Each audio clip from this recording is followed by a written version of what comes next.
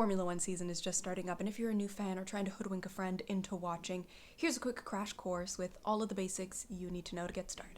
Formula One is an international open-wheeled racing series and engineering challenge. All of the cars are uniquely designed based on a given set of regulations. Each round is run at a different track with unique features like length, elevation change, and different combinations of turns and straights. This year features 24 rounds. At each, a Grand Prix will be run to 305 kilometers. 6 of those rounds will also feature a sprint, which is run to 100 kilometers. There are 10 teams, each with 2 drivers, earning points for 2 championships. The Constructors, which is awarded to the team with the fastest, the best designed car, and the Drivers, which is awarded to the best driver. Points are earned during a Grand Prix by finishing in the top 10, and in a sprint, the top 8.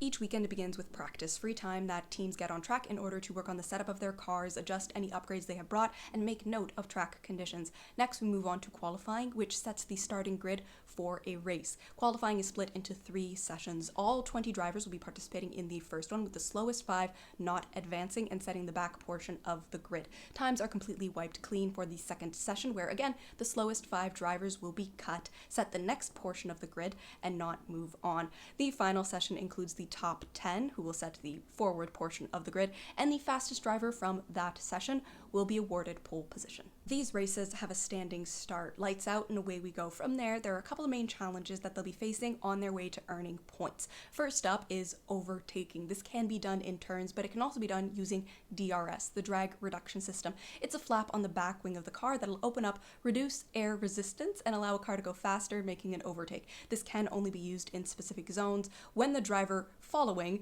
is within 1 second of the driver they're trying to overtake at a detection point. Teams will also have to execute nearly flawless pit stops in ideally around 2 seconds, because they have to at least once per race change the type of tire they are using. This is called a compound. There are 3 used per weekend. The soft, which has the highest performance, lowest durability, the mid-range option, the medium, and the hards, which have the longest durability but lowest performance. This rule does go out the window if it is declared a wet race. Then there are specific tires that are available to be used.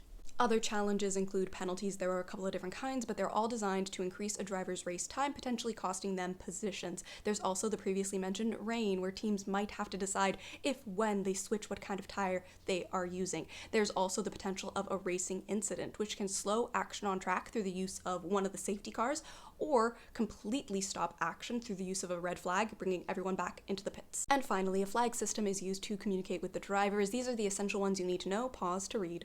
And there you have it, everything you need to know to get started with Formula One. There are, of course, a lot more details, so if you have any questions, please do let me know in the comment section, and let's have a great race season.